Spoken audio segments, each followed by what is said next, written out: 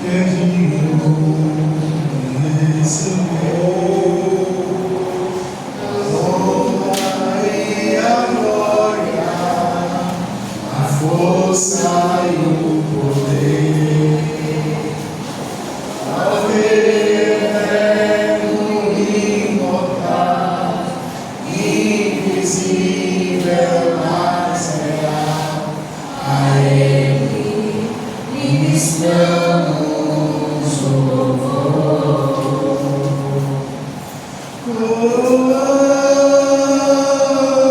Oramos a Ti, ó Rei Jesus.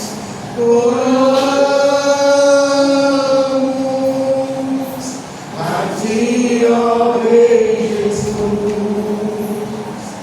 Adoramos o Teu nome, nos rendemos aos Teus pés, consagramos todo nosso ser a Ti.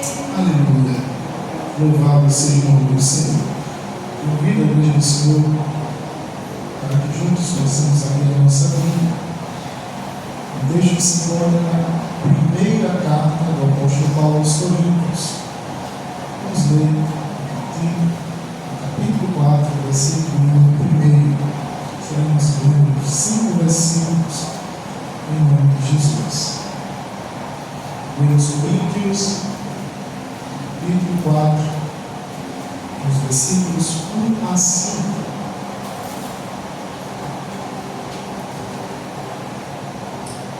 No momento, a palavra do Senhor, e hoje eu vou compartilhar com a igreja do Senhor aquilo que recebi do Senhor. Claro que não tenho sobre esse texto, mas tem coisas que a gente ouve, tem coisas que a gente recebe, que passa mais tempo nos tocando e se fazendo presente no nosso coração.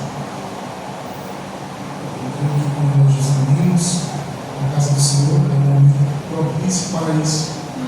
A Bíblia diz que o justo ele tem prazer na lei do Senhor e nela medita de dia e de noite. Sempre que ouvimos algo da parte de Deus, isso serve para a nossa meditação. Quantos textos não foram lidos, quantas palavras nós recebemos no último culto de domingo, e até hoje nós não estamos ainda processando e nos alimentando dela. Se fôssemos falar somente do que ouvimos no culto do domingo passado, nós passaríamos a noite toda aqui dando a oportunidade e os irmãos compartilhando. Depois do culto, Deus ainda falou comigo assim, assim, assim. No outro dia eu estava me lembrando da palavra e Deus falou comigo assim, assim, assim, assim. E assim que deve ser a nossa caminhada. No último sábado, esse texto foi lido para nós que estávamos alertados e envolvidos no momento do aprendizado da palavra do Senhor, e eu gostaria de deixar e compartilhar com a igreja do Senhor. Vamos encontrar um modo de dizer amém.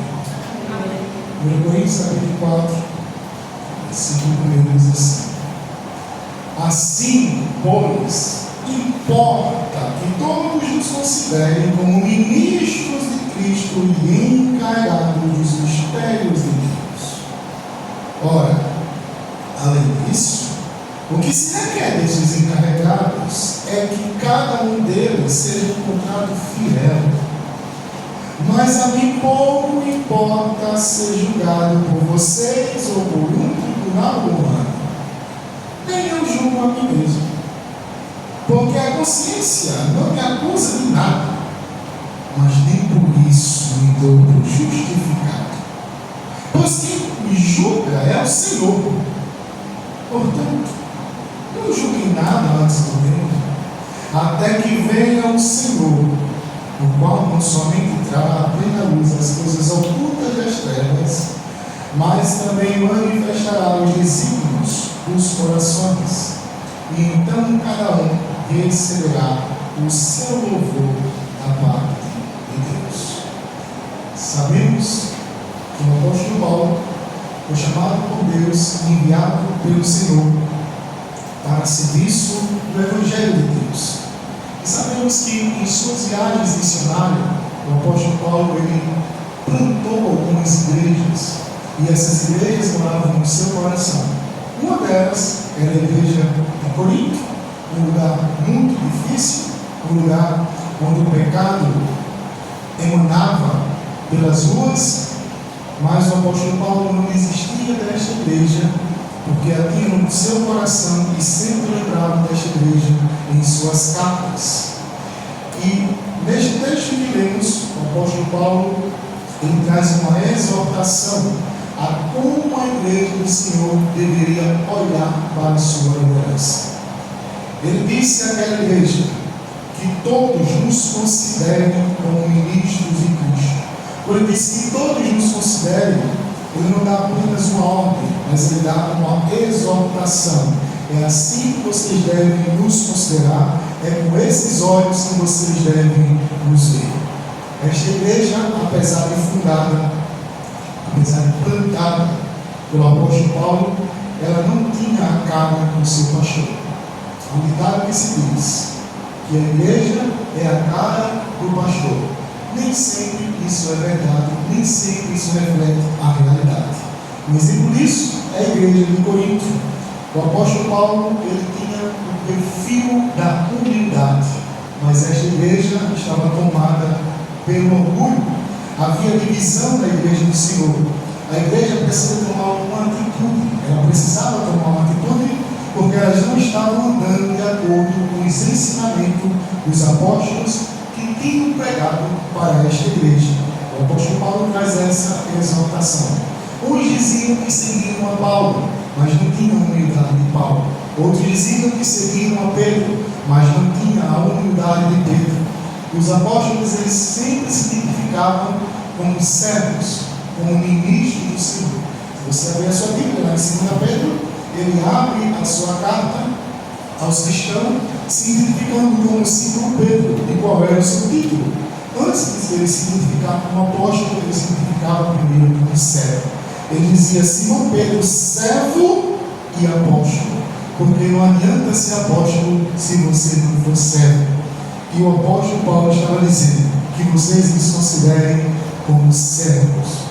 A lição que nós encontramos, o apóstolo Paulo dando a esta igreja, em primeiro lugar, era o exemplo da humildade, a lição da humildade.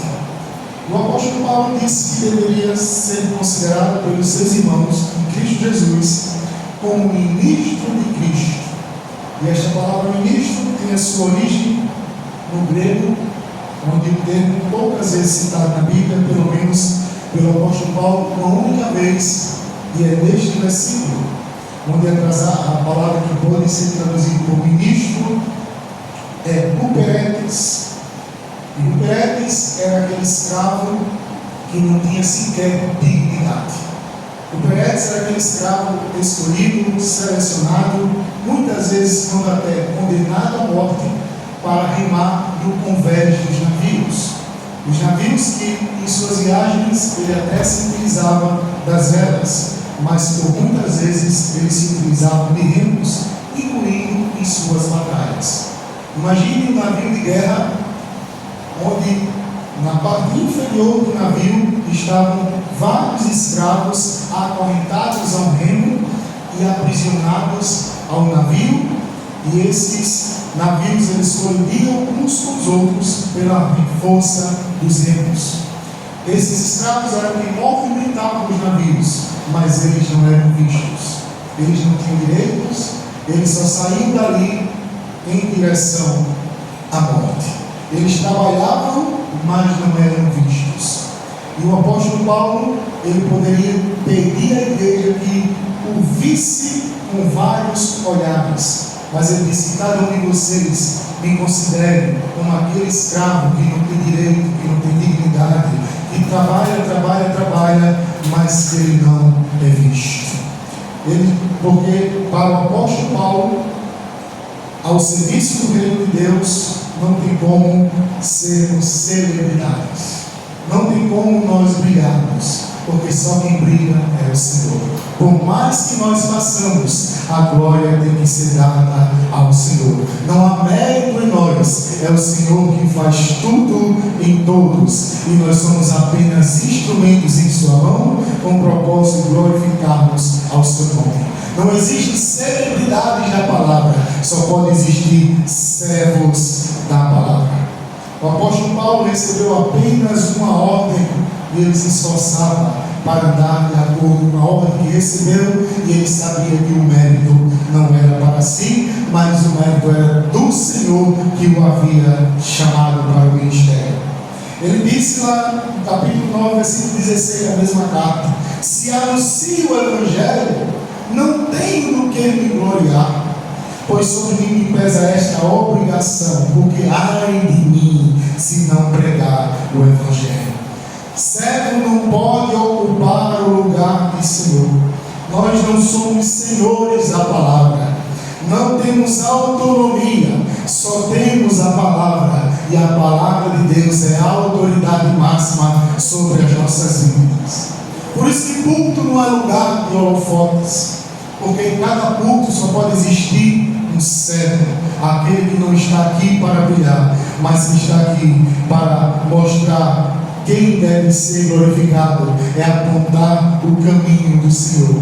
Servo cheio do Espírito Santo, ele tem o mesmo ministério do Espírito Santo. E qual é o ministério do Espírito Santo? Alguém disse que é o ministério do holofote, o holofote que aponta para Cristo.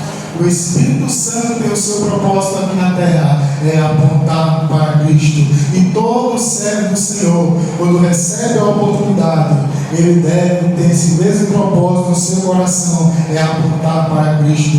Não olhe para mim, olhe para Cristo. Público não é lugar de holofote, porque se existe um holofote aqui, ele deve estar direcionado para Cristo. Deus compartilha muito de seus atributos com os seres humanos. O Deus que é amor nos ensina a amar. O Deus que é justo nos ensina a andar em justiça. O Deus que é santo disse: sede santo, porque eu sou santo. Mas a sua glória Ele não divide com ninguém. A sua glória Ele não divide com ninguém.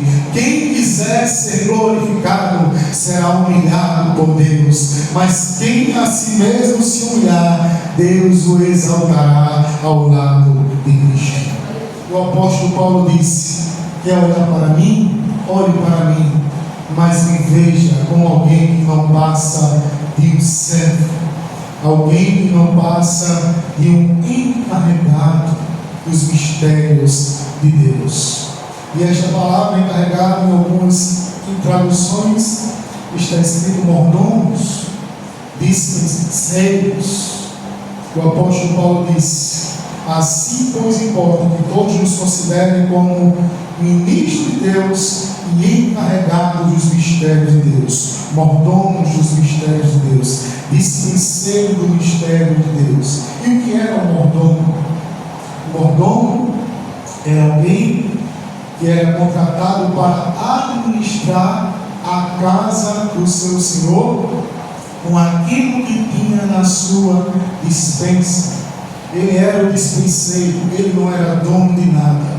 Tudo era do seu Senhor, assim como aquilo que nós temos hoje não é nosso. Tudo que temos é do Senhor. Das suas mãos recebemos e das suas mãos o damos de volta. No capítulo 4, versículo 7 desta mesma carta, ele diz à igreja: pois quem é que fez com que você se sobressaia? Era um se comparando com o outro, querendo ser mais exaltado com o outro, e quando não estava suficiente com isso, ele queria exaltar o outro sobre si. Mas o apóstolo Paulo disse: pois quem é que faz com que você se sobressaia? E o que é que você tem que não tenha recebido? E se recebeu, por que se gloria como se não tivesse recebido? Nós devemos comer apenas a palavra, e o nosso cardápio deve ser extraído da palavra. Nada além da palavra, ou diferente da palavra, pode estar na nossa dispensa. Quando se está na casa do Senhor, ao serviço do Senhor, devemos nos contentar com a sua palavra, com aquilo que nós recebemos de Deus, porque somente a palavra de Deus é suficiente e devemos nos conformar e confiar no poder da palavra de Deus. Não podemos inovar, porque não existe inovação no reino de Deus. A palavra de Deus permanece a mesma. Não podemos manipular a palavra, nós podemos apenas confiar na palavra. O apóstolo Paulo, capítulo 4, versículo 6, ele disse: meus irmãos, eu apliquei essas coisas como uma figura a mim mesmo e a Apolo por causa de vocês. Já que você está me comparando com Apolo a mim, eu apenas não vou utilizar esse exemplo como ensinamento para vocês, mas tem um detalhe: nunca ultrapasse aquilo que está escrito, para que ninguém se encha de orgulho a favor de um em prejuízo do outro. E a ordem de Deus para mim e para você também é esta: não ultrapasse aquilo que está na palavra, não vá além daquilo que está escrito. Igreja não é lugar de autoajuda, não, irmão. Igreja é lugar de você receber a ajuda do alto.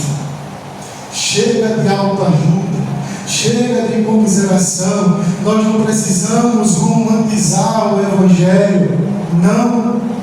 Nós não precisamos tirar ou arrancar a ofensa do Evangelho, porque quando o Evangelho diz que nós somos pecadores, é isso que nós somos.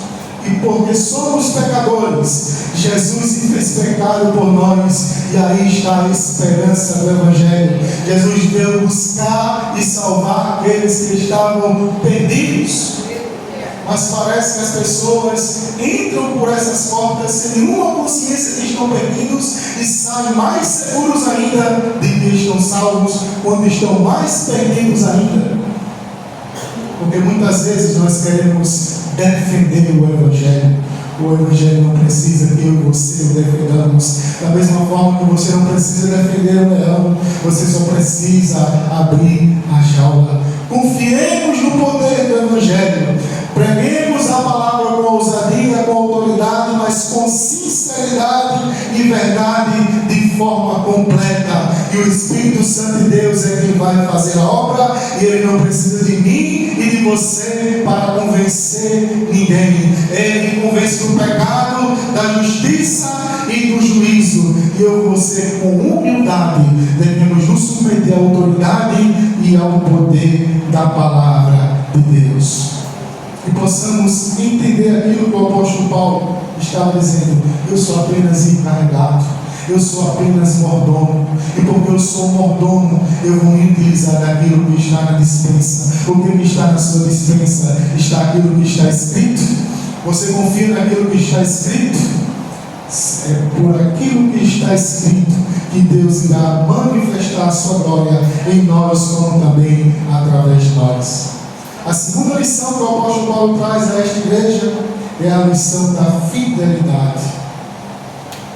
Versículo 2. Acompanhe comigo em nome de Jesus.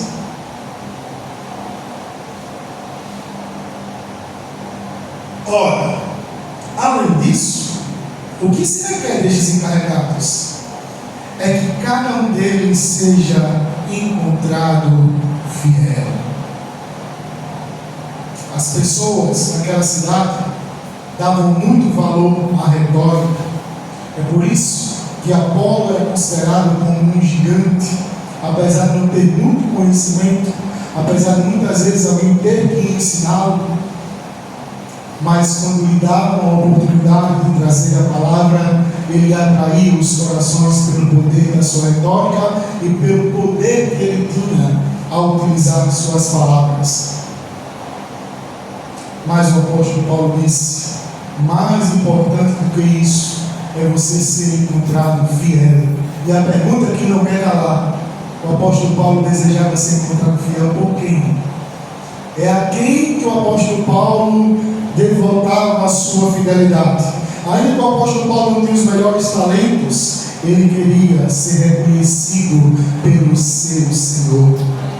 O que requer de cada encarregado é que ele seja encontrado fiel pelo seu Senhor. Ainda que o ministro não seja conhecido pelas pessoas, porque ele não precisa de reconhecimento, ele só precisa ser reconhecido pelo seu Senhor. O ministro não se importa em ser aplaudido pelas pessoas, ele quer ser fiel ao seu Senhor. O ministro não é dono da mensagem, mas ele precisa ser fiel à mensagem, porque a mensagem tem um dono e a mensagem sai da boca do seu Senhor. Assim como o carteiro não escreve a carta, não tem direito sobre a carta, não pode alterar a carta, nós também devemos entregá-la com fidelidade. Paulo não tinha uma boa retórica, apesar de ter muito conhecimento. O apóstolo Paulo não tinha habilidade com as palavras, ou pelo menos talvez ele não fizesse uso delas. Em 2 Coríntios capítulo 10, versículo 10, a igreja criticou o apóstolo Paulo. O apóstolo Paulo escreveu na sua carta, ele diz: algum de vocês aí dizem que as minhas cartas são até fortes, mas a minha presença pessoal é fraca e a minha palavra é desprezível. Quando vocês olham para mim, vocês me veem como alguém pequeno, alguém fraco. Quando abro a minha boca, eu sou tido como alguém desprezível. Mas para o apóstolo Paulo, mais importante do que como pregar era o que pregar. E o que o apóstolo Paulo pregava era a mensagem fiel das Escrituras. Lá em 1 Coríntios capítulo 2, no versículo 1 ao 4, ele diz: irmãos, estive com vocês anunciando o mistério de Deus, e não fiz isso com ostentação de linguagem, com habilidade na retórica. Não, ostentação de linguagem não. Ostentação de linguagem ou de sabedoria não, porque decidi nada saber entre vocês a não ser Jesus Cristo e esse crucificado.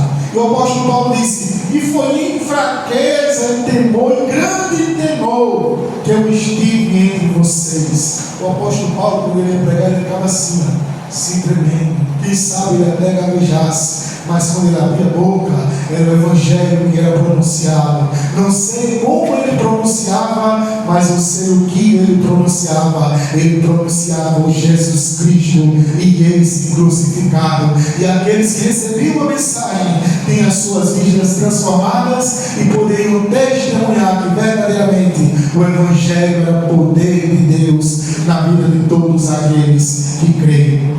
Ele disse: a minha palavra e a minha pregação não consiste em linguagem persuasiva. Eu não quero convencer ninguém com habilidades humanas, porque isso pode ser aprendido.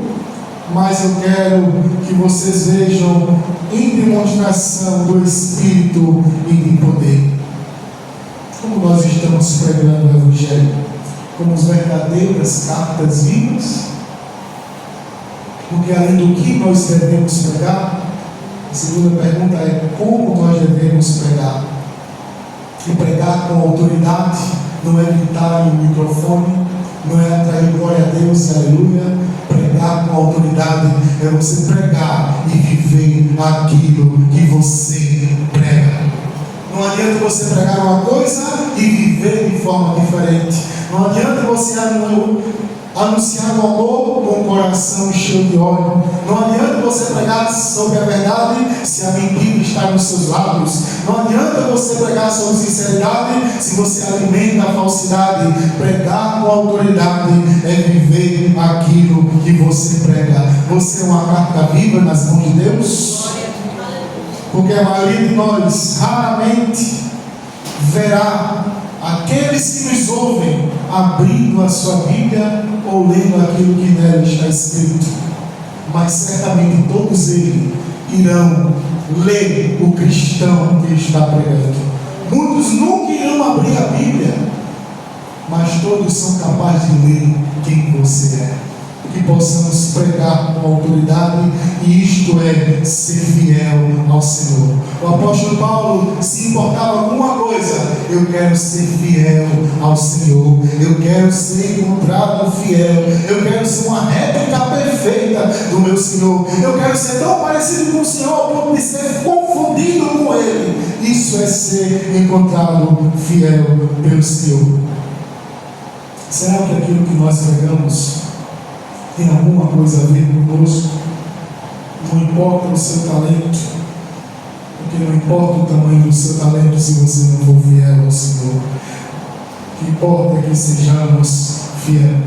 O apóstolo Paulo foi fiel ao Senhor ao ponto de dizer: sejam meus imitadores, assim como eu também sou o imitador de Cristo. Ei, isso não é exceção. Isso não é apenas uma palavra bonita na boca do apóstolo Paulo. Esta palavra deve estar também na minha e na sua boca. Se recebemos o Espírito Santo de Deus, ele se manifesta em fidelidade. E ser fiel é poder dizer: seja meu imitador, porque eu decidi ser imitador de Cristo. Se você me imitar da maneira que eu imito a Cristo, você terá segurança. Não podemos adulterar a nossa essência e muito menos o conteúdo da mensagem. O apóstolo Paulo não adulterava a palavra de Deus. Ele diz isso na sua segunda carta, no capítulo 4 também. Em 1 Coríntios capítulo 11, ele sempre dizia: aquilo que recebi do Senhor, isto eu também entreguei. O apóstolo Paulo estava preocupado em ser fiel ao Senhor. Fidelidade é dar o seu melhor para Deus. O apóstolo Paulo certamente tinha um coração voltado para o Senhor. Certamente, se Jesus olhasse para o apóstolo Paulo, também veria, batendo no seu peito, o mesmo coração daquela viúva. Jesus, certa vez, estava na sinagoga, do lado do gasofilácio, onde eram coletadas as ofertas, e de repente uma única moedinha ecoou dentro do gasofilácio. E a Bíblia diz que Jesus não estava olhando quanto aqueles cidadãos ofertavam, mas como eles ofertavam. E por aquela única moeda que caiu, isso chamou a atenção de Jesus. E Jesus disse: tem alguém aqui que deu a melhor oferta? Porque ela ofertou como consequência daquilo que era ela. Ela ofertou aquilo que era para o seu sustento. Essa mulher não deu aquilo que sobrava, mas ela deu o seu melhor. E da mesma forma, eu e você devemos também ser encontrados fiéis.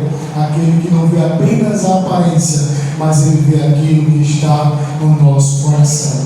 Ainda que ninguém te veja, ainda que muitos te desprezem, ainda que você não seja aplaudido pela maioria, mas o que realmente importa, o que importa é que Deus está te vendo. Aquele que te chamou está com os olhos fitos em você, e você deve estar com seus olhos fitos nele. É de Jesus que você quer receber a sua aprovação. Não devemos desejar ser aprovado pelos homens. Muitas pessoas estão preocupadas demais em serem aplaudidas por um mundo que desprezou o nosso Jesus. O mundo crucificou o nosso Jesus. O mundo odiou o nosso Jesus. E às vezes nós queremos ser amados demais por eles. Isso não será possível se estivermos sendo fiéis ao Senhor.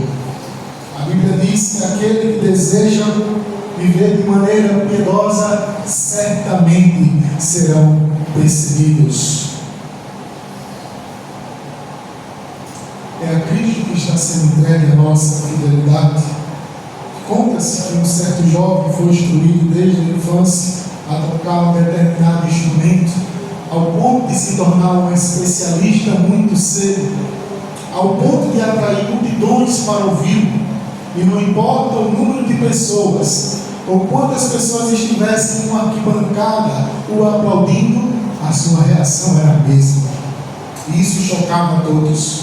Todas as vezes que ele terminava e concluía a sua peça musical, ele guardava o instrumento e procurava uma única pessoa na arquibancada. Ele não sorria, o Senhor era de preocupação, e quando ele encontrava esta pessoa, ele ficava com os olhos fitos, e esta mesma pessoa estava olhando de lá para cá. E quem era essa pessoa? Essa pessoa era o seu professor, era quem o instruiu. Ele não estava preocupado se A ou B, ou fulano ou ciclano entendesse de música, mas ele queria saber se para o seu professor ele havia sido aprovado.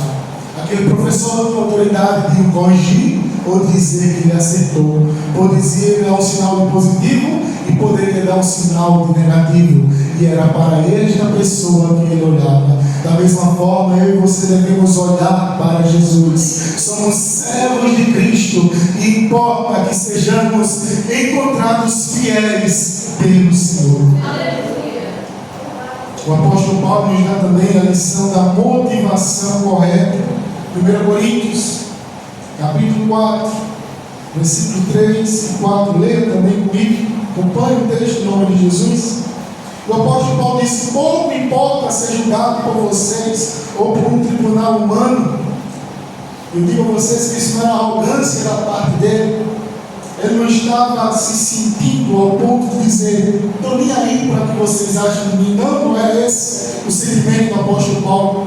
Ele disse: pouco importa ser julgado por um tribunal humano, nem eu julgo a mim mesmo, porque a consciência não me acusa de nada, mas nem por isso me dou por justificado, porque quem me julga é o Senhor.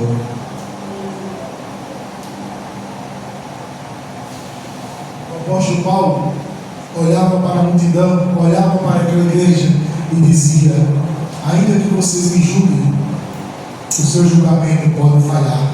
Ele olhava para dentro de si e dizia: a minha consciência não me acusa de nada, mas ainda assim o meu próprio julgamento pode falhar.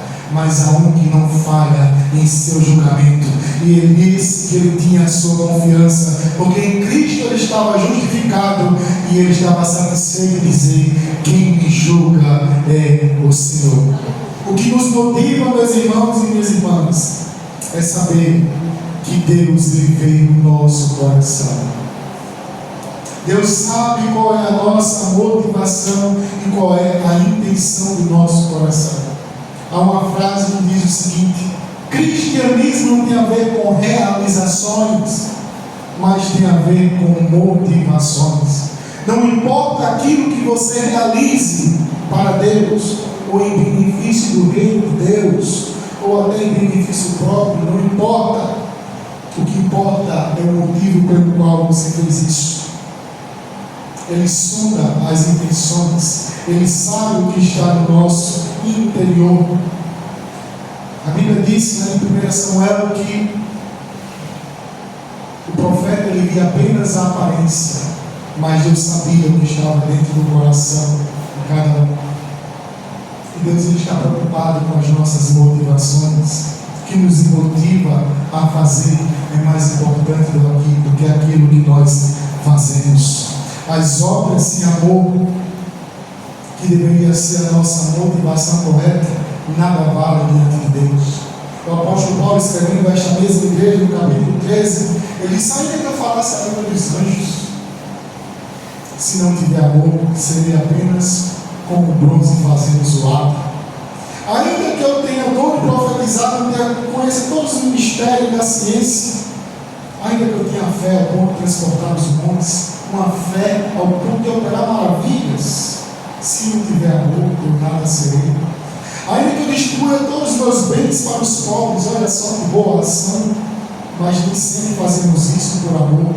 Ainda que eu entregue meu corpo para ser queimado, ainda que eu entregue a minha própria vida à morte, se eu não fizer isso por amor, de nada me adiantará. Se estamos aqui para servir ao Senhor, não basta apenas servirmos ao Senhor. É necessário servirmos ao Senhor com a intenção correta. Se é que estamos aqui para servir ao Senhor e não para ser servido, Jesus disse que nem o Filho do Homem veio para ser servido, mas para servir. Mas devemos ter cuidado, porque até aqueles que dizem servir ao Senhor, na verdade, estão servindo a si mesmo. Conta-se que certa vez Jesus estava rodeado por seus discípulos, migrando de um lugar para o outro. Após um determinado ensinamento, Jesus disse: carrega uma pedra para mim. Cada um teve que obedecer e carregou a sua pedra. Até que um deles pegou a menor pedra de todos e colocou no bolso e saiu caminhando lá fora. No final do dia, Jesus encontrou um lugar para descansar, transformou cada pedra em pão e disse: comamos dele todos. Depois da refeição, Jesus disse: carregue uma pedra para mim. Aquele que tinha carregado a menor pedra escolheu a maior de todas desta vez. No final da jornada, ele já estava cansado e Jesus disse: vamos descansar um pouco. E simplesmente inclinou a cabeça e foi descansar. E o discípulo questionou: e aí? Agora não seria a hora do lanche? Olha o tamanho da pedra que eu carreguei esse caminho todo. E Jesus respondeu para ele: o que foi que eu lhe pedi? Você disse: carrega uma pedra para mim. E Jesus disse: exatamente. Para quem é que você estava carregando a pedra? Muitas vezes as nossas motivações não estão corretas. Muitas vezes estamos servindo a Deus apenas para escapar do inferno e povoarmos o céu. Mas o que Jesus nos pergunta: você é um servo? Você tem um coração de servo? Não importa se você serve aqui ou se você serve lá na glória. O importa é que você sirva com a motivação correta, com amor no seu coração. É por isso que muitos dirão naquele dia: Senhor, mas eu fiz tanto para ti. E Jesus dirá para eles: é verdade, você fez muito, mas você não fez nada para mim. Você fez para si mesmo. E o pior, usou o meu nome, que tem poder para tudo isso. Afaste-se de mim, porque eu nunca o conheci. Devemos ter as nossas motivações na balança. As intenções de corações, elas serão julgadas por Deus.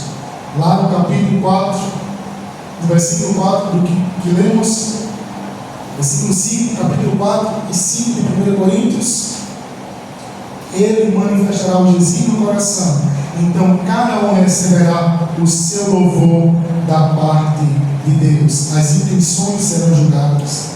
As motivações devem agradar a Deus, não aos homens, não a nós mesmos, mas as nossas motivações devem agradar a Deus. O valor de nossas ações está no porquê. O valor de minhas ações e o valor das suas ações está no porquê fazemos, não apenas naquilo que fazemos. Deus busca corações sinceros, movidos por fé, movidos por amor, movidos por obediência, não por aparência, não por performance, não porque quer ser o melhor, não por mérito, porque aquilo que se faz, que não é para a glória de Deus, não passa de palha e será destruído pelo fogo. Se as suas obras forem palha, pode até que você seja salvo, mas será salvo com grande prejuízo, como alguém que escapa do fogo. O que eu estou tentando dizer é que não haverá galardão para aqueles que têm as suas obras como palha. Não importa o que você faz, é importante também o porquê você faz. Se fazemos para nós mesmos, receberemos a nossa recompensa apenas aqui. Mas se fazemos para a glória de Deus, receberemos a recompensa do alto. Em determinada ocasião, conta-se que uma determinada irmã, no aniversário da igreja, se dispôs a doar a parte mais deliciosa do banquete. Ela disse: pode deixar o bolo comigo. Ah, a senhora vai fazer um bolo, irmã? Não, eu vou fazer todos os bolos. Ninguém se preocupa com o bolo. Essa multidão vai provar da minha receita. O bolo é comigo. Bolo e refrigerante é por minha conta. O pastor concordou. E ao término da festa, quando o pastor decidiu agradecer a todos, agradecemos ao pregador, agradecemos ao cantor, agradecemos a todo mundo. E a irmãzinha estava lá no primeiro banco, olhando para a cara do pastor, e ela não se conteve. Ao término do trabalho, ela chamou o pastor a atenção, e ela disse: pastor, como o senhor faz um negócio desse? E o bolo, pastor? O senhor esqueceu de mim? E o pastor disse: me perdoe, irmão, mas para quem a senhora fez o bolo? Qual era a motivação? O que levou a senhora a fazer este bolo? A senhora fez para a glória de Deus? Ou a senhora queria receber a sua recompensa aqui? A única honra e glória deve ser dada a Deus, porque Ele é o dono da igreja. Deus, Ele compartilha sim muitos de seus atributos, mas eu repito, a sua glória Ele não divide por ninguém. Que nos portemos com humildade, que tenhamos a motivação correta, que sejamos fiéis ao Senhor e estejamos satisfeitos com isso. A outra missão que o apóstolo Paulo nos traz é que das mãos de Deus é que se encontra o nosso galardão. É Deus que entrará o meu e o teu galardão. Coloque isso na sua mente e nunca você se decepcionará com os homens. Não espere nada de um pecador assim como eu e você. Nunca saberemos reconhecer ou teremos recurso suficiente para recompensar uns aos outros por aquilo que fazemos ao serviço do reino. Não é na minha mão que está o teu galardão, e nem é na tua mão que se encontra o meu. O nosso galardão se encontra nas mãos do Senhor. Deus nos chamou para agradar não aos homens, mas para agradar a Deus. Foi Ele que me comprou com o sangue dele. Foi Ele que te comprou com o seu sangue. Eu e você pertencemos a Ele, e Ele não é injusto para esquecer daquilo que nós fazemos. E ainda que não sejamos recompensados uns pelos outros, Deus nos recompensará. Deus tem a recompensa bem guardada. Ninguém toma, nem a traça corrói, o ladrão não pode roubar, o ferrugem não consome. Está guardado na mão de Deus a minha e a sua recompensa. Podem te criticar, permaneça fiel. Pode dizer que você está fazendo tudo errado. Você tem convicção de que enquanto te mandou fazer, e se Deus te mandou fazer assim, confia no Senhor. Permaneça fazendo aquilo que você está fazendo. Se foi Deus que te deu a direção, está nas mãos dele. Se você for até o fim, haverá uma recompensa para mim e para você diante de Deus. Não se preocupe com as críticas, porque você e Deus é a maioria. Eu e Deus sou a maioria. Você poderia repetir isso? Eu e Deus sou a maioria. Você entendeu? Ainda que todos nos entenderam, acho que todos entenderam. Eu e Deus somos a maioria, e nos importa agradar a Deus, porque é na mão dele que está o nosso galardão. Oi, irmão, tem tanta gente que decidiu fazer para Deus com tanta força, com tanta vontade, com tanto vigor, mas na primeira pedrada nós devemos morrer, porque isso nos impedirá de sentir dor e de se magoar pelo caminho. As pedradas virão, derão vinagre para você beber, te trairão com um beijo, te negarão pelas tuas costas, ainda que digam que morreriam por ti. Desacreditarão de ti, pedirão para tocar nas feridas. Você não quer parecer com Jesus? Quem deseja parecer com Jesus e ser encontrado fiel ao Senhor, deve estar disposto a passar por tudo isso. Mas você tem a convicção de que você, Deus, é a maioria, e que você vai chegar no fim. O seu galardão está nas mãos do Senhor. O ser humano é incapaz de te agradecer, mas Deus está disposto a compartilhar do galardão que Ele conquistou comigo e com você. Nosso ministério deve agradar a Deus, porque o que importa não é se recebemos aqui a nossa recompensa, é se receberemos a nossa recompensa das mãos de Deus. Por isso não julguemos nada antes do tempo, porque Ele trará luz ao que está escondido e dará a sua recompensa a cada um. Cada um de nós receberá o louvor da parte de Deus. Entregue-se a Ele, confie nele. Ele é justo e Ele galardoará a cada um no tempo certo, e o meio do teu galardão, repito, está nas mãos de Deus. Não precisamos esperar a aprovação dos homens. Bate apenas em termos com o coração sincero diante do Senhor, buscarmos a glória do Senhor, sermos fiéis ao Senhor, motivados pelo nosso amor ao Senhor, e a recompensa virá no tempo certo, porque aquele que nos chamou, Ele não falha. Eu posso dizer amém, igreja?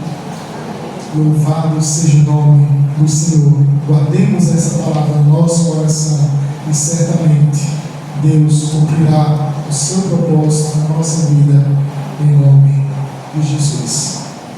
Vamos ficar de pé.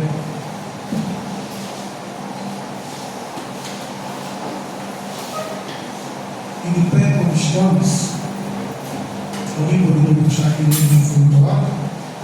Pedro conjunto filho de Pedro? Vamos começar a igreja da comunidade em nome de Jesus. Ainda que não seja a pessoa melhor selecionada, mas Deus não está em busca dos melhores talentos. É com aquilo que temos que devemos